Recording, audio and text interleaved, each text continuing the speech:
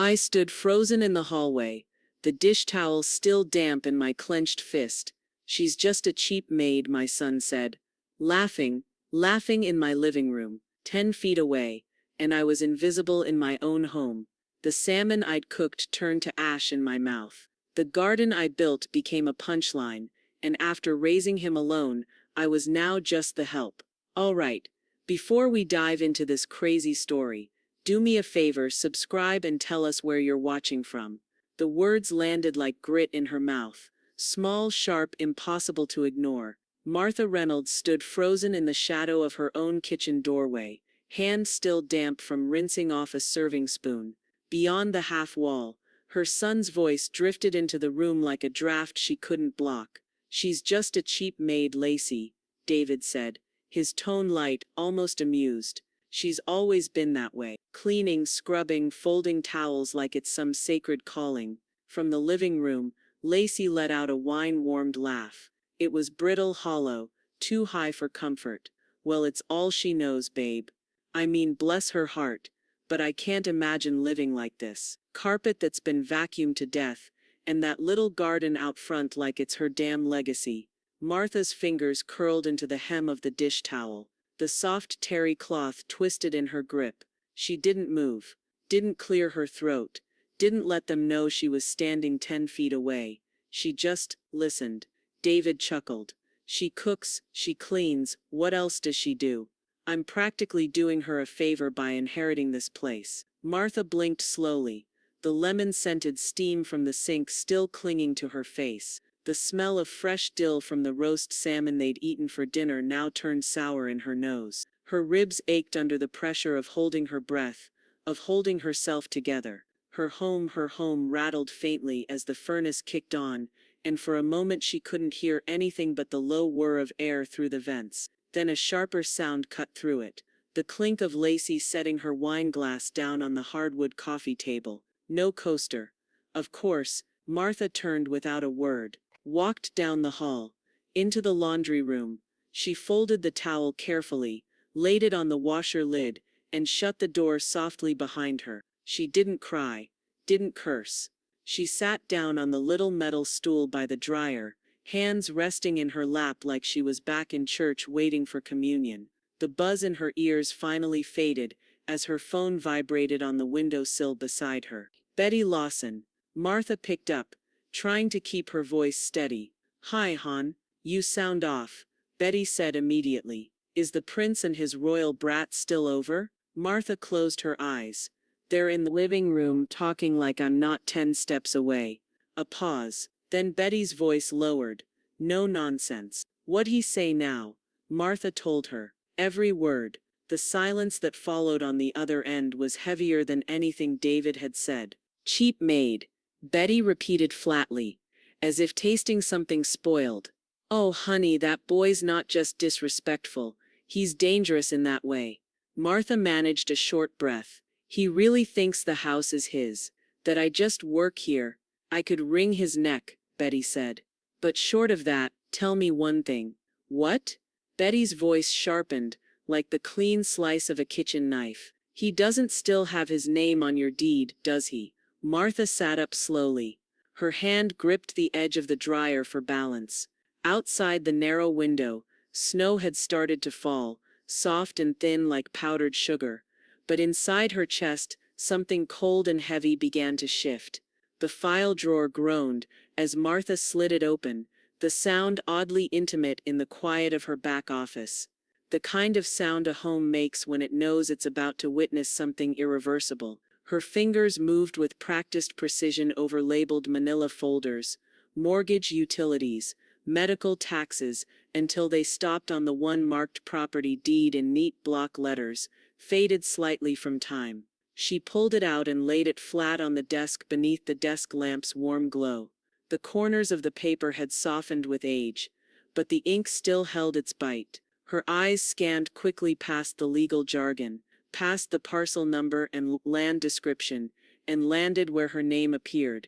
Martha June Reynolds, followed immediately by another. David Matthew Reynolds.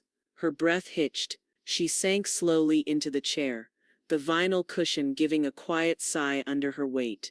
The memory rose before she could push it back down. Her husband's funeral 9 years ago, the church silent except for distant traffic and the rustle of tissues. David had been there, eyes red, but distracted, already asking logistical questions before the casket was even lowered.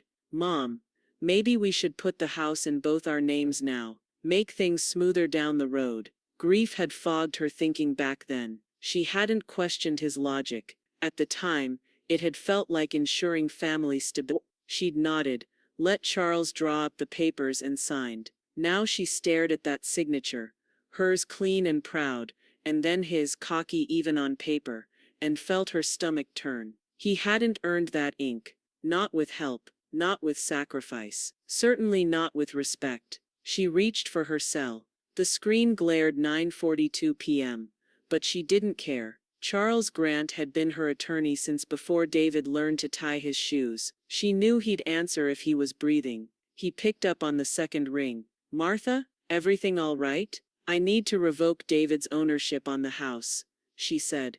No A beat. Then his voice dropped an octave, serious and calm. You looking at the deed? I am, she said, eyes still fixed on that second name. I want it gone. You've got full rights to do that, Charles said. It was a joint tenancy, not a gift in trust. No legal barriers. He didn't purchase equity, he just inherited a spot you gave him. I want to undo it. You can revoke this, Martha, he said gently. You're not stuck. She leaned back, heart thudding not with fear but with a slow rising clarity.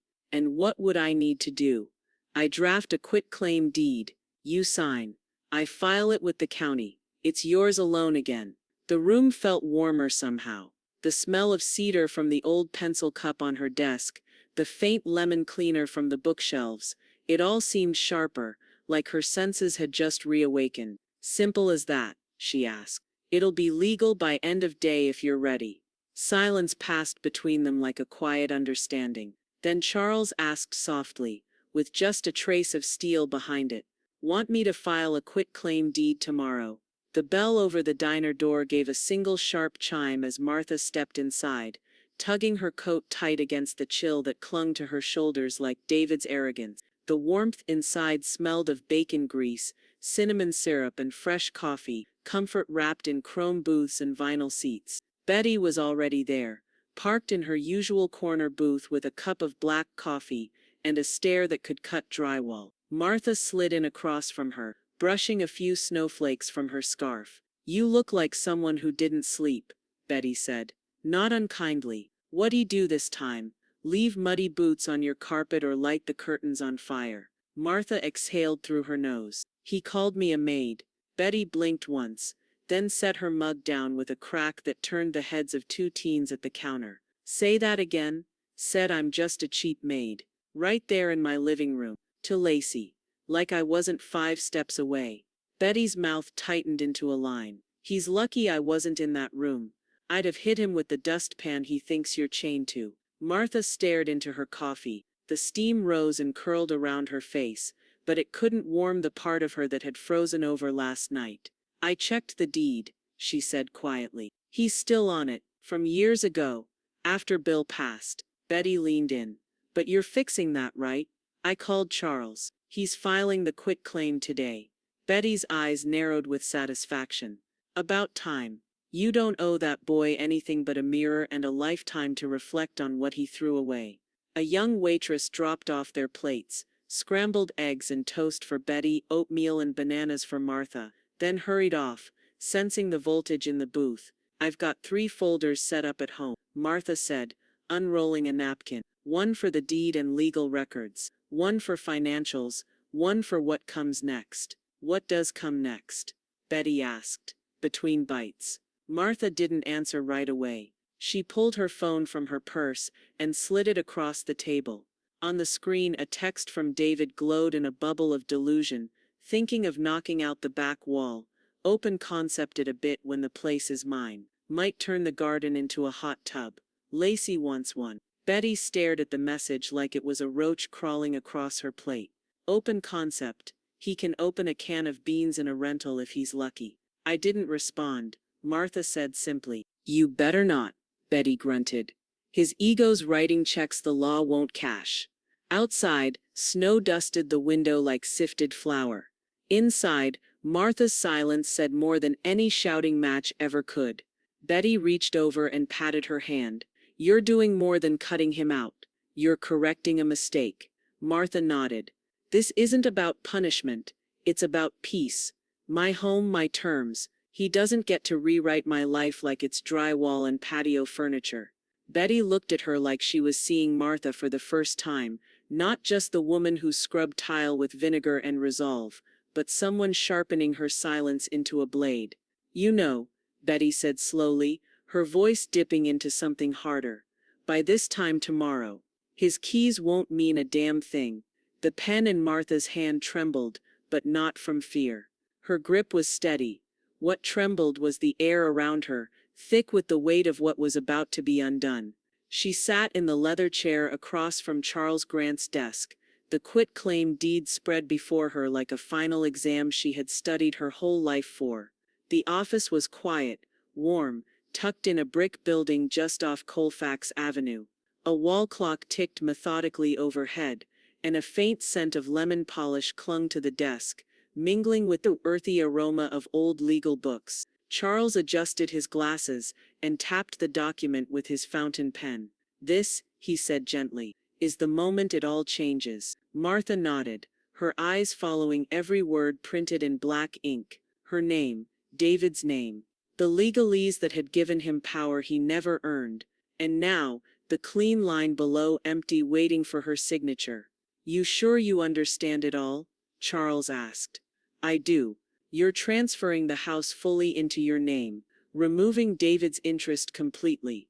Once I file this, he has no claim. Not a foot of flooring, not a flake of snow off your porch. She looked up. I want that written in stone. Charles smiled, small, proud, and a little protective. That's what I do. Martha pressed the pen down and signed. Her hand didn't hesitate. Not this time. The scratch of the nib across the paper was the sound of ownership returning to its rightful hands. When she finished, Charles rotated the document back toward him and signed with his notary seal. Let's go file it, he said, standing with a rustle of his wool blazer. Outside, the city breathed a crisp, wintry wind down the block. The sun was out but half-hearted, casting long shadows on the courthouse steps as they entered the Denver County Records office. The place smelled like old paper, printer toner and floor wax, neutral, forgettable, but today it smelled like justice. Nancy Cooper sat behind the counter, her hair tucked into a knitted burgundy headband, nails painted a soft pink that shimmered under the fluorescent lights. When she saw Martha, her face lit up. Well, well, Nancy said. Haven't seen you in a bit. I've been busy, Martha replied, offering a small knowing smile. Charles handed over the paperwork. We're recording a quitclaim, full ownership transfer. Nancy raised an eyebrow. Someone finally getting what they earned. Martha nodded. You could say that. With practiced efficiency, Nancy stamped each page with a heavy metal date press. Thunk, thunk, thunk. The sound echoed like a gavel in a courtroom. Final. Irreversible. Filed and recorded, Nancy said, sliding a certified copy back across the counter. Congratulations, Martha. It's yours again. Feels like it never stopped being mine, she murmured, folding the paper and tucking it into her purse. They stepped outside into the snow. It had begun to fall again. Soft, lazy flakes that coated the street in hush. Martha looked up into the white sky and inhaled. The air was sharp, clean. She had forgotten how light freedom could feel. Back at her car, her phone buzzed. A new text message. Lacey, David says you'll hand over the house in spring. Just let us know when to bring the contractor by. Sullen Martha. Martha stared at the screen. She didn't reply, but a smile curled across her lips, cold and cutting. Let them come, she thought. Let them knock. David didn't knock. He never did. The front door swung open on a gust of cold air and entitlement. His boots clomped in heavy and wet, leaving melting snow and Denver grit on the entryway rug. He didn't glance down, just kicked the door shut behind him like he lived there.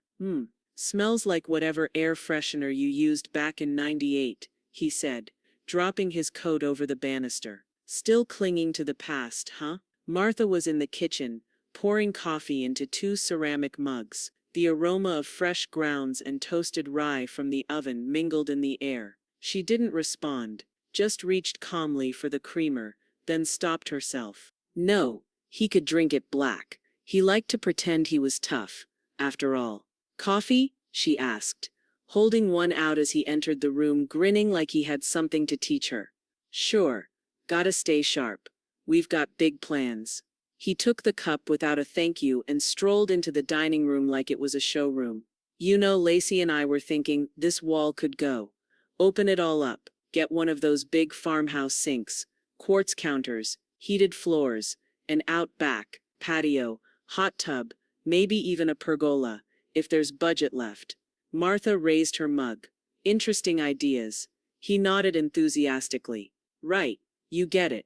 This place has so much potential, stuck in the past, but it's got bones. Her fingers gripped the warm porcelain, knuckles pale. Bones, she repeated, almost under her breath. Lacey walked in a moment later, fresh from the car, her long coat brushed against the side table, knocking over a small framed photo of Martha and Bill from a Christmas 20 years ago. She didn't notice, or didn't care. This place, Lacey said, glancing around with faint distaste, has way too much furniture. It's like a thrift store in here. Martha bent slowly, righted the photo frame, and set it back exactly where it had been. I've always liked it full, she replied softly. Well, Lacey said with a shrug, it's nothing a few dumpsters, and a good contractor can't fix. David grinned. Oh, and get this, we'll turn your old garden into a fire pit lounge. Think rustic modern. I mean, it's not like you're out there planting corn anymore. Martha sipped her coffee. No, just amaryllis bulb, red ones. He didn't even hear her. I was thinking, he went on, we could be moved in by, say, April. Gives you time to find a smaller place. Maybe something ground level so you don't have to fuss with stairs. A condo maybe. Or assisted living, if you want to be social. Thoughtful of you, Martha said flatly. Oh, we're not pushing you, Lacey chimed in, just trying to be proactive. Honestly, I assumed you'd be relieved. Relieved, Martha echoed, turning back toward the sink. She watched the falling snow out the kitchen window. Everything looked washed in white, pure, blank but not empty. Lacey wandered toward the mantel, eyeing the antique clock perched there. This can go, she muttered. So dated. David circled the table. You still have the original deed, right? We'll need it when we file everything under our names. At that, Martha felt the smile creep slowly across her lips. It was small, controlled, almost kind. Her phone vibrated on the counter. She didn't rush to it, didn't flinch. She picked it up, glanced at the screen, and answered with deliberate calm. Charles? David stopped mid-step. Charles Grant's voice was crisp on the line.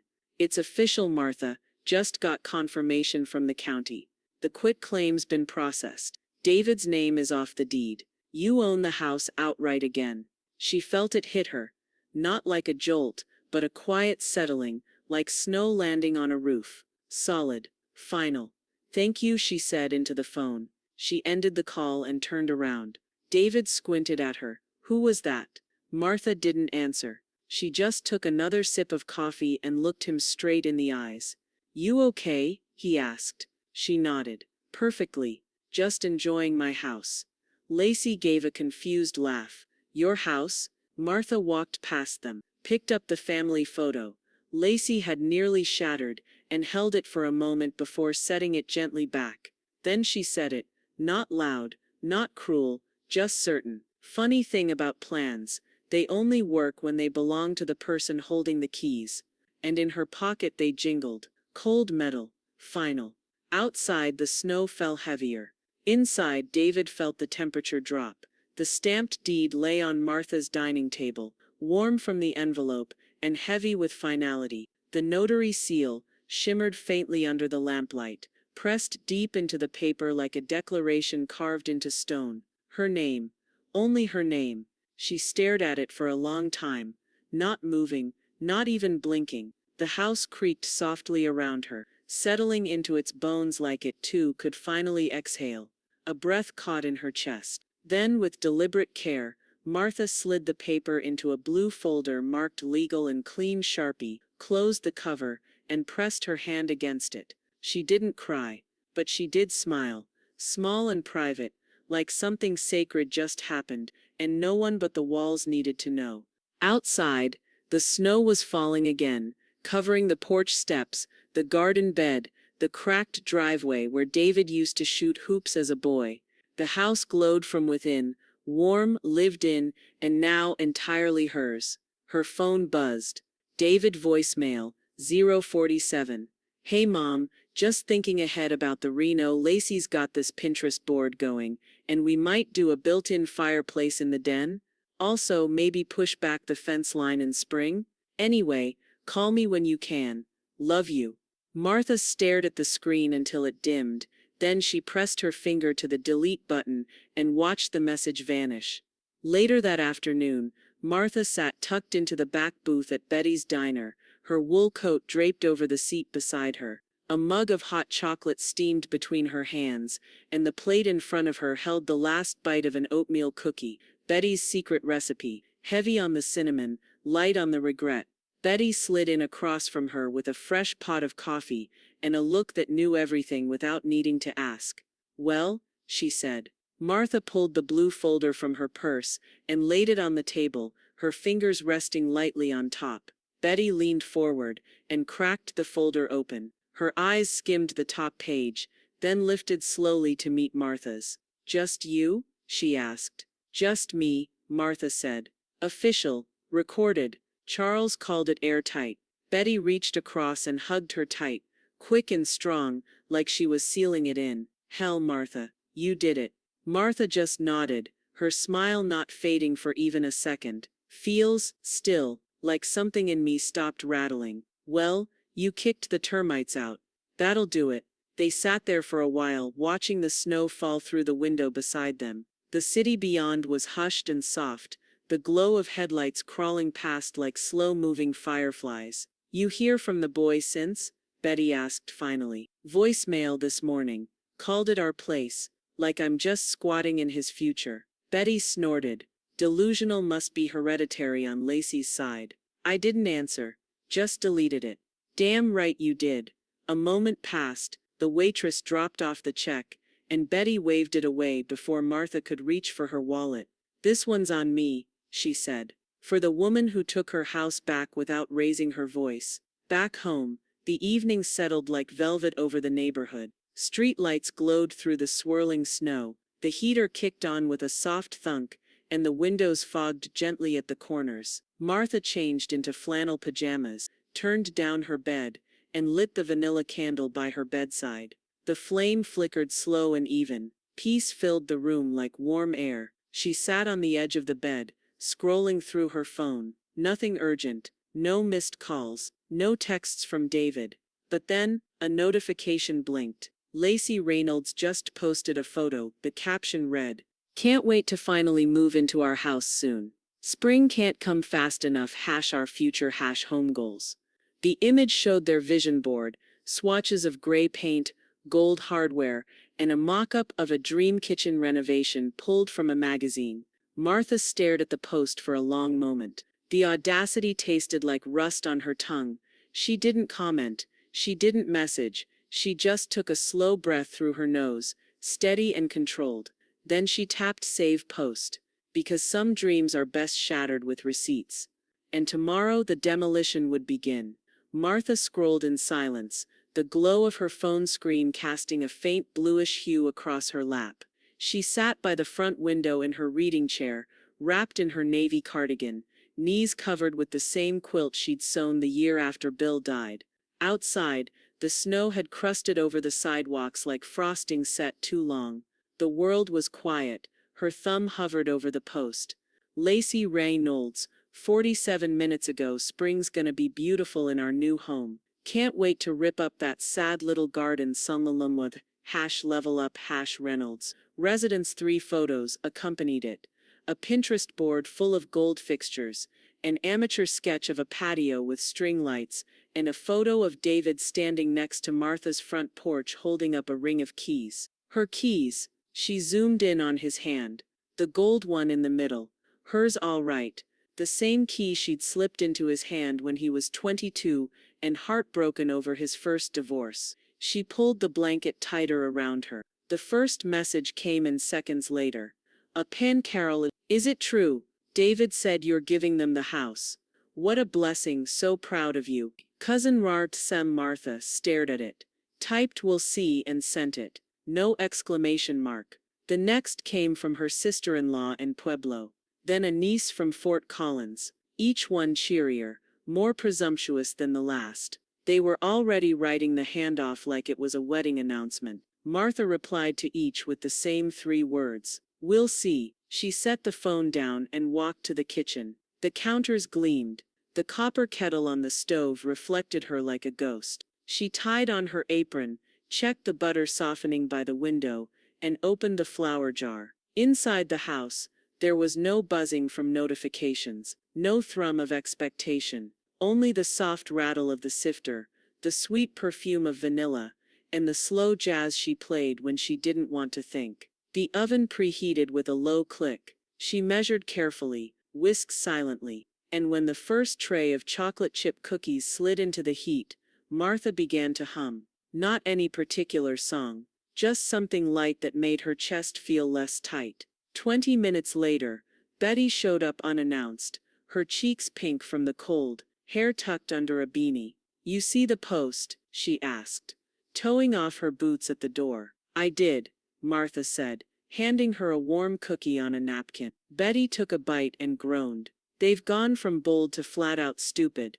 Martha opened the oven, slid out the second tray. The aroma of caramelized sugar filled the air, laced with a faint note of sea salt. Betty settled at the table, reaching for another. What'd you say to them? Nothing, Martha said. A few will sees. Betty snorted.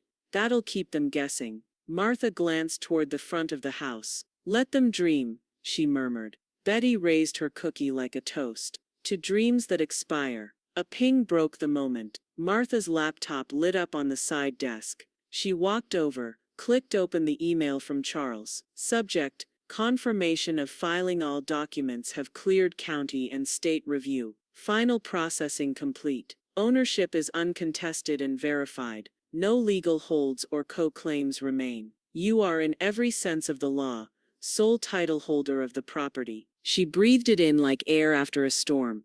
She was done waiting for permission, done tiptoeing around the fantasy they'd built online, like drywall on sand. The sun had started to dip behind the trees when the knock came, only it wasn't a knock.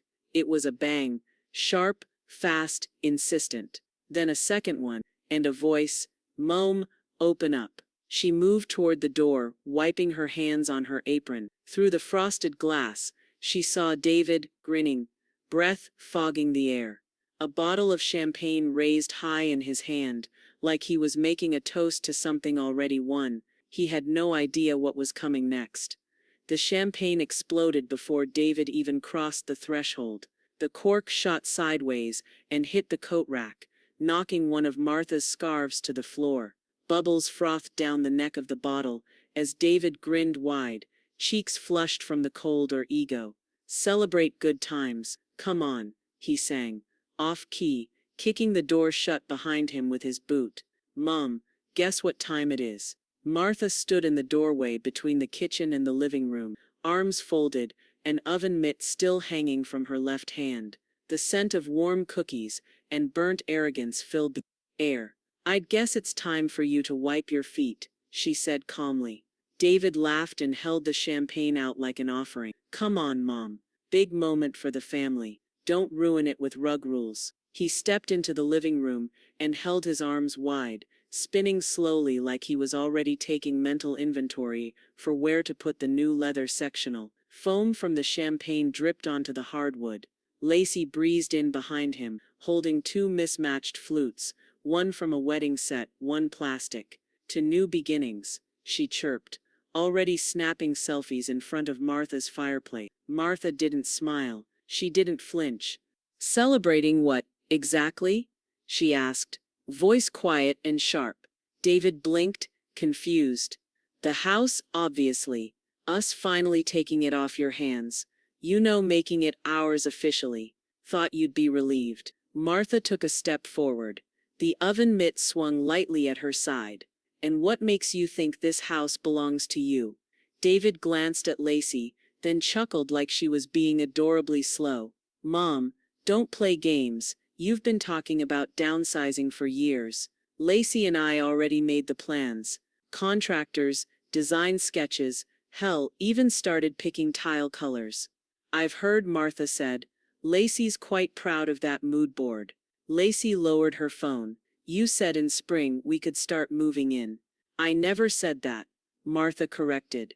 David's brows pinched. Come on, this is the family home. You always said it would come to me eventually. I'm your son, remember?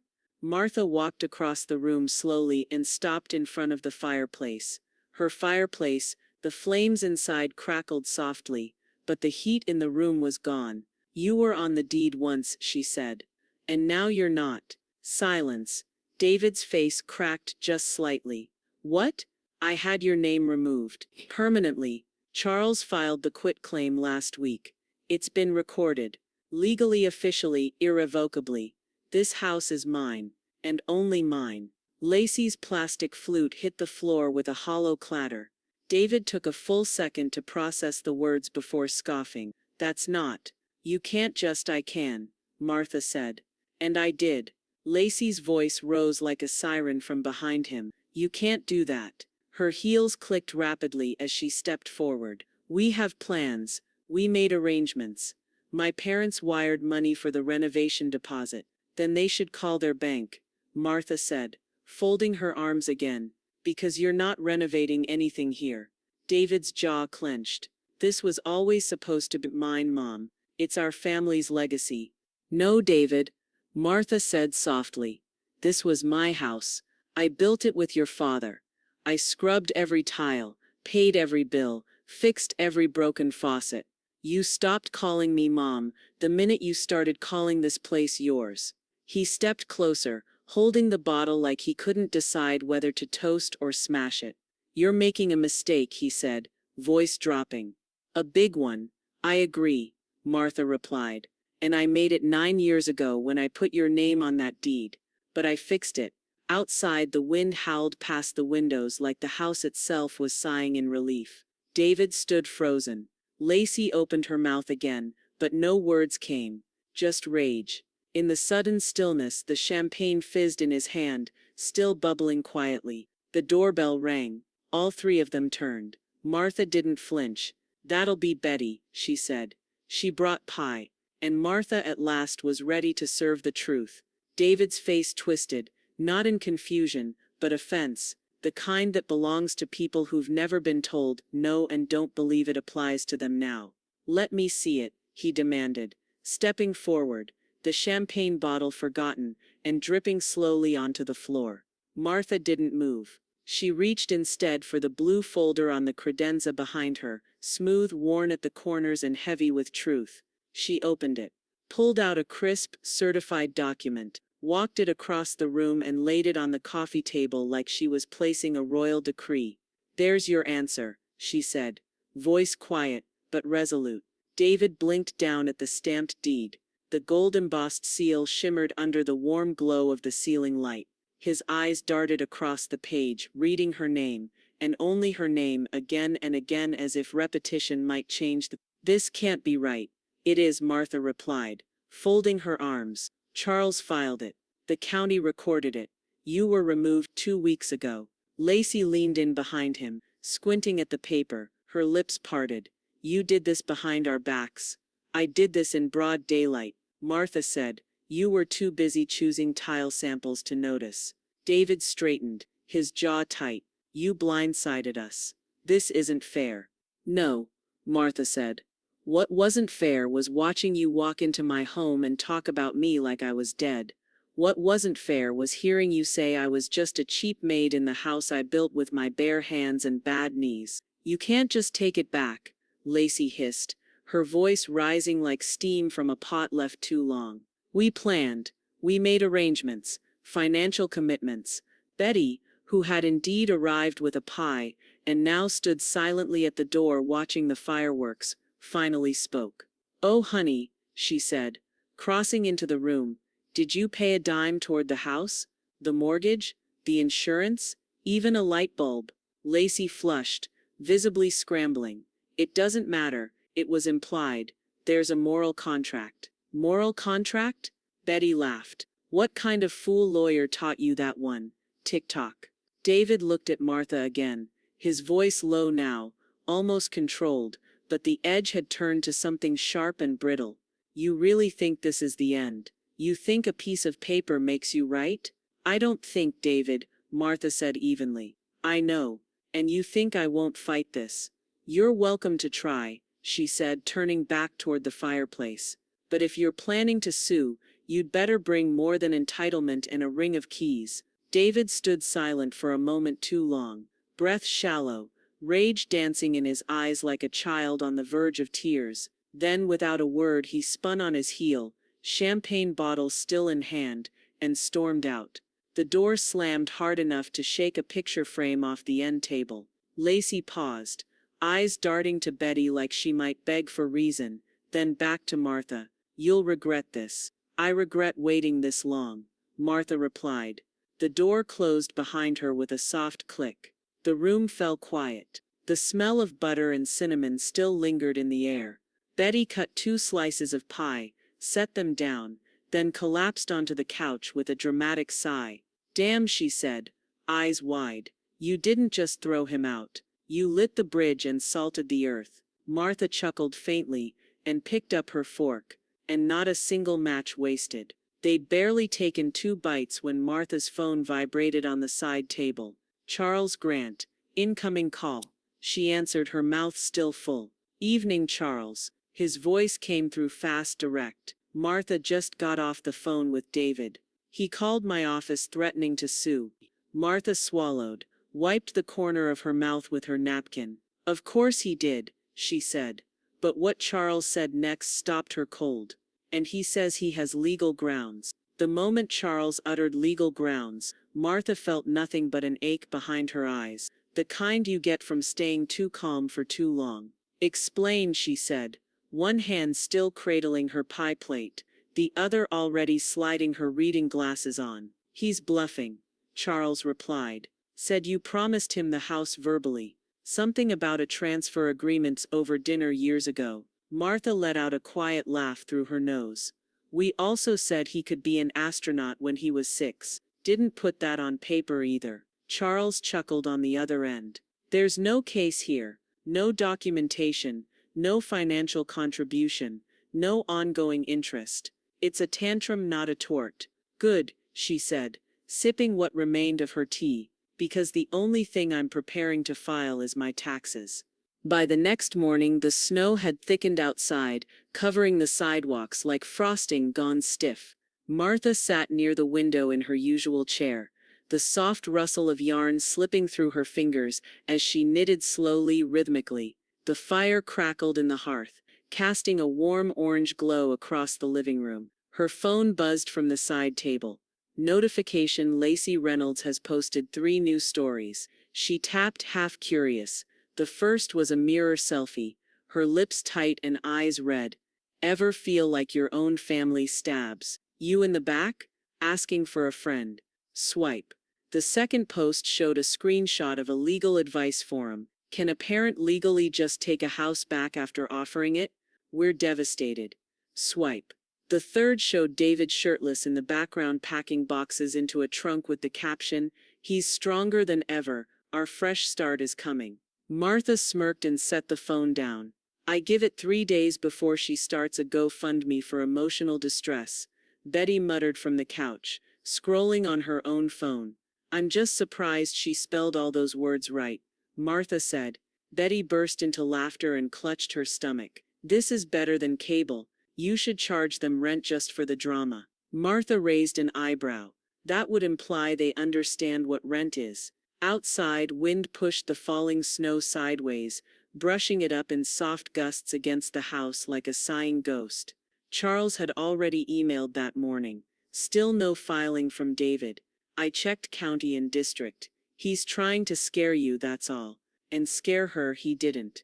With every stitch of the shawl she worked on, Martha felt steadier. No edge. No fear. Just the sweet click of needles and the soft rhythm of freedom being shaped in yarn. But the quiet didn't last. Just past 6, headlights flashed across the front windows. Tires crunched in the snow-packed driveway. Then a car door slammed. Then another. Betty looked up from her crossword. You expecting anyone? Martha didn't answer. She set down her needles and walked to the front door. A knock. No, not a knock. A thump. Then a second. She opened it slowly. There stood David, cheeks pink from the cold, 2 cardboard boxes stacked in his arms. Behind him, Lacey leaned against the car with a suitcase. He smiled like a man arriving home after a long vacation. Hey Mom, we're here, just gonna get our stuff in before the next storm hits. Martha didn't move, didn't step aside, just stared at him, the heat from inside brushing against the bitter cold rolling off his coat. You're here for what, exactly? She asked. David blinked. To move in. I mean, we're not going to court over a misunderstanding, right? Let's just get back to normal. It's still our house, deep down. Betty appeared behind her, sipping from a mug. This idiot really just say our again. David shifted the boxes. We brought our things. We're staying. Martha's eyes narrowed. Her voice was low and slow like a pot just about to boil. Put those boxes down, she said, because the only thing you're unpacking tonight is disappointment. And just like that, the porch became a courtroom. David grinned, as if the wind hadn't just carried away the last thread of his illusion. Let's not start like this, Mom. We're here to move in, not argue. You're not moving in. He shifted the box. We don't want to escalate anything. We're letting this lawsuit thing go. We're trying to be peaceful. Martha didn't flinch. You're standing on a porch you don't own, holding a box that belongs in a U-Haul. Lacey cut in, tugging the suitcase closer. You said you didn't want to fight. I didn't, Martha replied. And then you showed up with luggage. David stepped forward. You know this was supposed to be mine. You said it for years. Don't act like that wasn't the plan. Martha stared at him. I changed the plan. Betty, who had been watching through the screen door, stepped out behind her, phone in hand. Smile. Jackass. You're being filmed.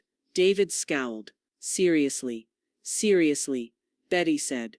Gotta protect our legal homeowner from a couple of overconfident squatters. This is harassment. Lacey snapped. You're humiliating us in front of the neighbors. Martha lifted her chin. I'm not humiliating you. You're doing that just fine on your own. David's voice rose. This is still my home. No, Martha said, blocking the doorway with a single deliberate step. It was once your home. Now it's just your memory. A light flicked on across the street. Curtains parted. Another door creaked open nearby. David looked around, visibly shrinking as reality pressed in. We have a key. That's not permission. I'll call the police, he warned, voice thinner now. Martha pulled her phone from her coat pocket and held it up. Already did. 2 patrol cars arrived within minutes, lights flashing softly against the snow, red and blue streaking across the white street like bruises on fresh skin. 2 officers stepped out, one older, one not much older than David. Evening, the senior officer said. Who lives here? I do, Martha said. Sole legal owner, deeds on file with the county. David stepped forward. She's my mother. We lived here. She promised the house to me. Do you currently reside here, sir? No, but do you have a lease? Proof of contribution? Any formal agreement? David hesitated. It's family. There was understanding. The younger officer looked at Martha. Do you want them removed?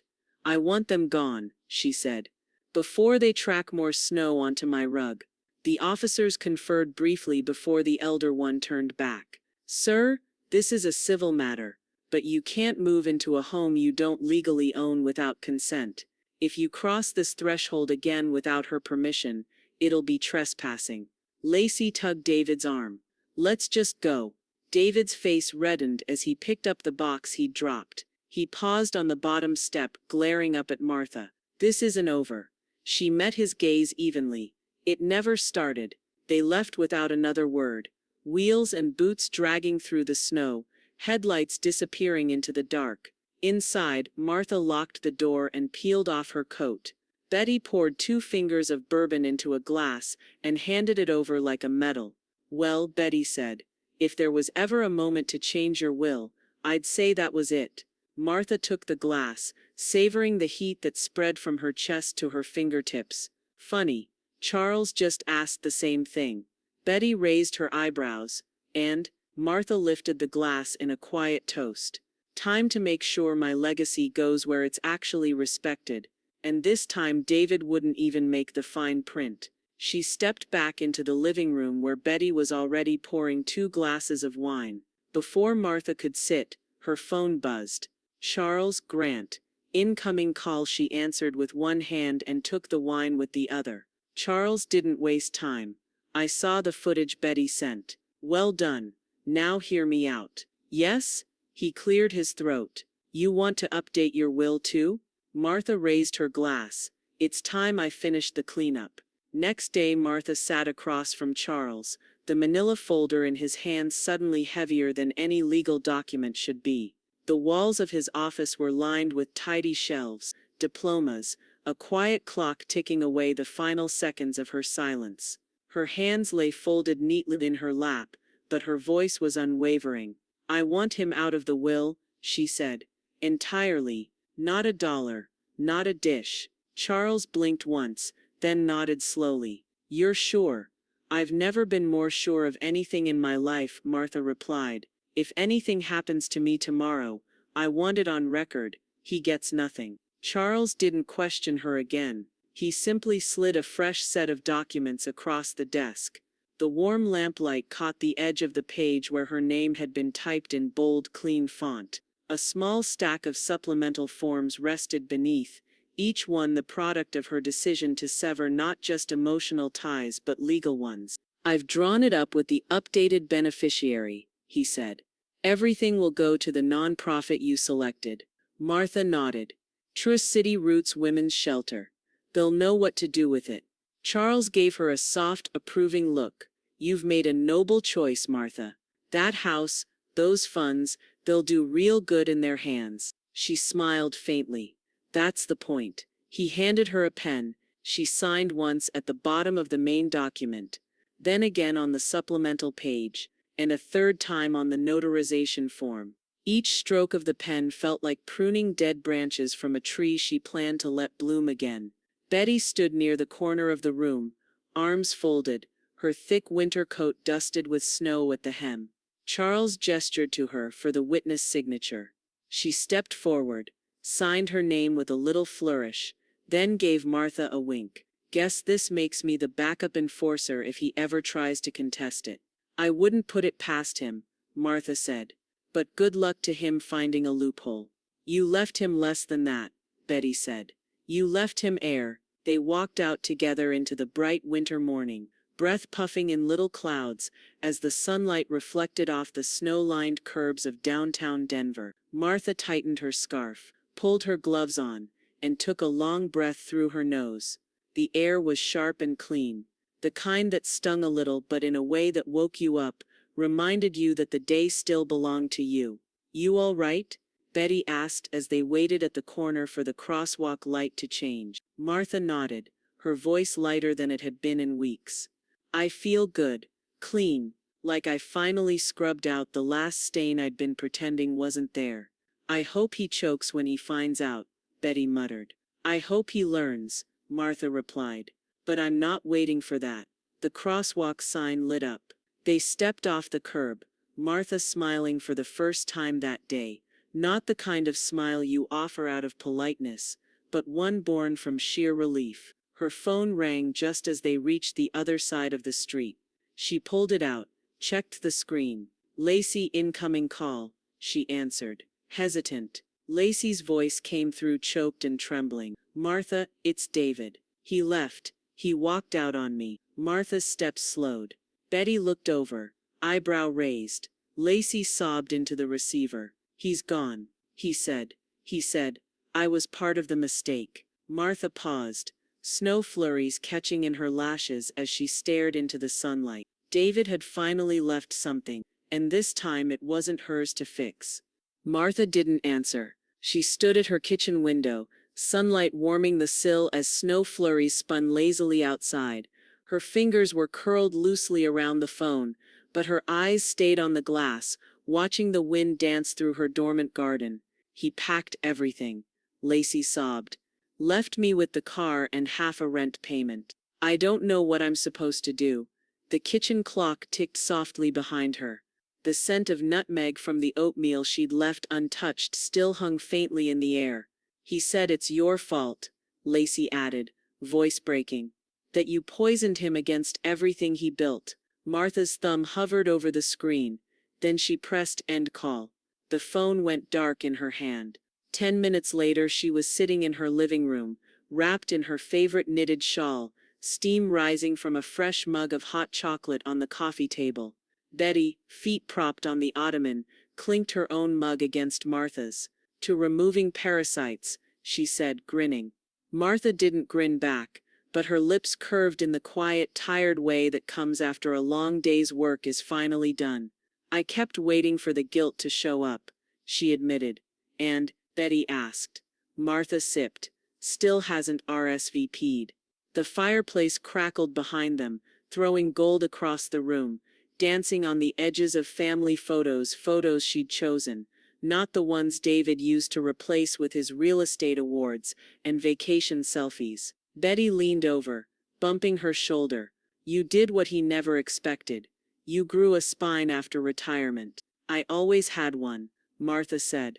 I just used it differently. The next morning she visited City Roots Women's Shelter, walked straight in with her checkbook and a quiet smile. The director, a wiry woman in her 50s with weathered hands and a voice like smoke, blinked at the donation amount, then tried twice to speak before giving up and just hugging Martha hard.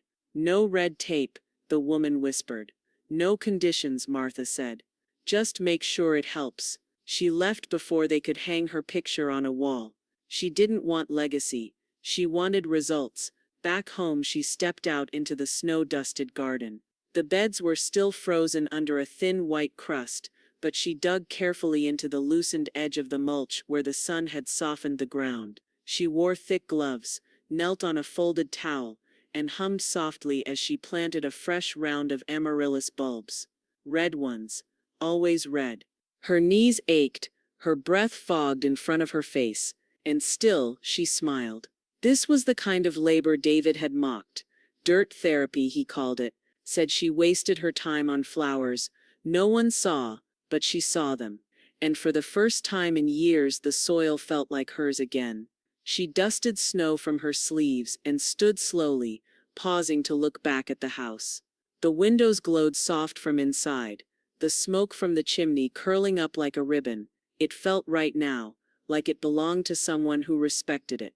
Someone who had earned it. That afternoon she brewed a fresh pot of tea and sat down with her knitting. The room was still. Her phone rested on the side table, face down, finally silent, until it wasn't. A new message lit the screen. Charles Grant, voicemail, 021. Martha pressed play, the device cool in her palm. Charles' voice came through low, clipped, and concerned. Martha, I wanted you to hear this from me. David filed for bankruptcy this morning. Chapter 13. Looks like he's in deep creditors. Back taxes, personal loans. It's all unraveling. Give me a call when you're ready to talk next steps. Martha sat in silence, the message looping in her head like a slow turn of gears. Her son hadn't just lost her house. He'd lost himself trying to claim what never belonged to him. The news arrived the same way most disasters did these days, quietly through a ping on Martha's phone.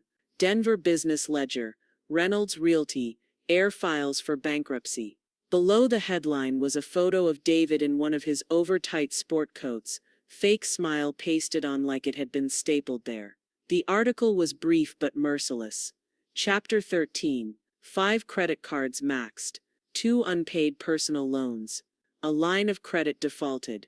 and a failed house-flipping venture that had collapsed under back taxes and unforeseen renovation delays. Unforeseen to him, obvious to everyone else. Martha read the article once, then closed it, then vacuumed the living room. By the time she reached the kitchen, sunlight had broken through the clouds. It spilled across the tile in gold strips, warming the white grout she'd cleaned just that morning with lemon vinegar and a toothbrush. She moved around the room with a rhythm that didn't come from stress or urgency, but from peace. She hummed as she wiped down the counters, the scent of baking soda and citrus lifting in the air. Not a note of David's voice remained in the house, not in the echo of the halls, not in the cabinets he once slammed, not in the space where he used to toss his muddy boots like declarations of war. Her home was hers again, quiet, ordered, honest. By mid-afternoon, Betty showed up with a fresh cranberry apple pie and snowflakes clinging to the shoulders of her wool coat. "You see the news?" she asked, setting the pie on the counter like an offering. "I did," Martha said, already pulling out dessert plates. "You know what I call that?" Betty said, peeling off her gloves.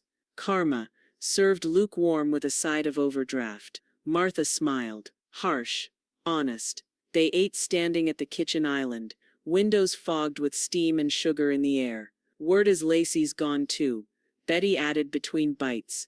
"Packed up last night. Her sister said she left town. Some other state. Not sure which." "She'll land somewhere," Martha said. "Women like her always do. Someone else's couch. Someone else's credit." "You feeling anything yet?" Betty asked. "Guilt? Vindication?" "Clarity," Martha said. "He didn't fall because I let go. He fell because he was never standing on anything real." Later, Martha checked the mail. In the stack of circulars and statements was a small envelope with a handwritten return label, City Roots Women's Shelter. She opened it at the kitchen table, unfolding the thick cream cardstock slowly, like it was something sacred. "Dear Martha, your generous donation not only helped cover 2 months of housing for 7 women, it funded new beds in the transitional wing and stocked the pantry. We've named the new wing the Reynolds Room. Not for legacy, but for love. With gratitude, the women of City Roots." Martha read the note twice, then folded it neatly and placed it inside the drawer with her recipe cards. It belonged among the essentials. That evening, she stood at her kitchen sink as the sky darkened, watching the streetlights flicker on outside. The silence wasn't lonely. It was complete. Her dish rack was empty, her spice rack alphabetized, and the walls no longer echoed. She'd once spent her life cleaning after others. Now she maintained peace, not just space. Her phone buzzed. Charles Grant. Incoming call. She answered, voice calm. "Charles. Just checking in," he said. "David's filing doesn't affect anything on your end. I reviewed everything again. Your title is clean. Will is sealed. No debt connections. Your home and assets are safe, permanently." She closed her eyes, letting the words settle like fresh snow on pavement. "Thank you," she whispered. Then she looked out the window, where the amaryllis bed waited under a soft blanket of white. And for the first time in decades, she didn't feel like she owed anyone anything. The snow crunched beneath Martha's boots, soft and deliberate, as she stepped into her front garden with a trowel in one gloved hand and a bulb sack in the other. Frost clung to the edges of the fencing like delicate lace, and the morning sun had begun to spill gold across the white dusted lawn. The air smelled clean like pine, silence, and fresh beginnings. Her breath came out in a plume, vanishing into the sky above City Park's far tree line. Somewhere in the distance a dog barked. Somewhere else a car rolled slowly past, tires muffled by powder. But here, in her small patch of soil, time stood still. Martha knelt by the garden bed and pushed her gloved fingers into the earth. The ground, despite the frost, gave way beneath her careful touch. She eased another amaryllis bulb into place. Red again, always red, nestled deep like a promise waiting for the right season to bloom. The cold didn't bother her anymore. Not today. Across the street, Betty waved from her porch in a thick blue robe, holding 2 steaming mugs. "Hot chocolate's ready," she called. "And don't think I won't come drag you in by the scarf. if you start losing circulation out there. I'm just finishing this row. Martha called back, laughing. You know how I am about uneven beds.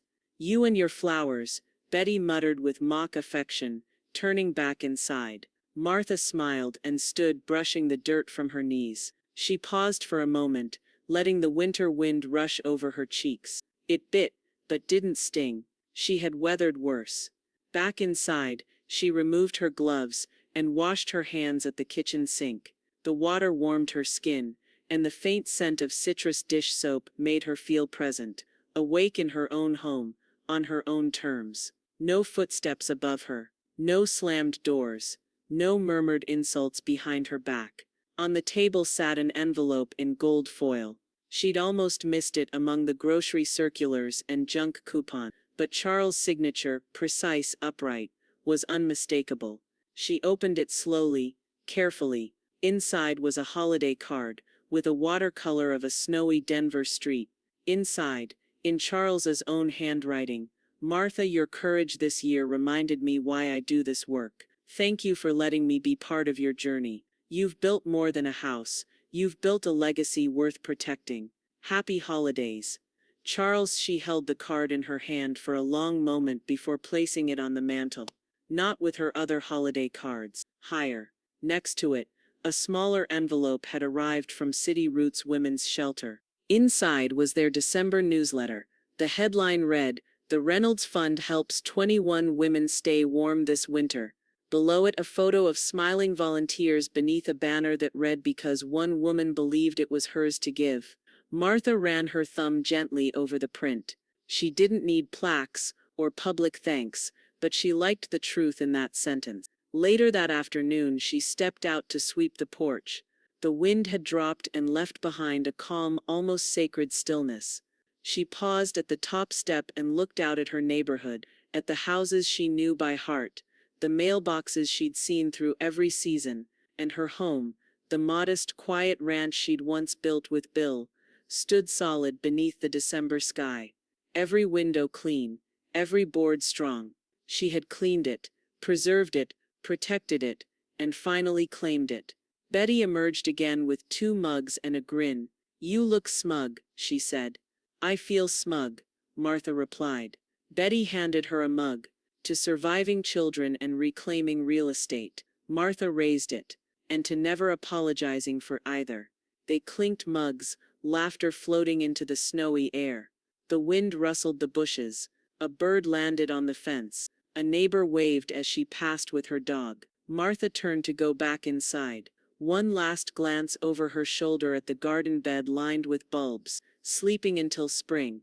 The porch light flickered on behind her as the sun began to sink, and she whispered just to herself, but with full conviction, "I cleaned his name off my deed, and polished my freedom instead."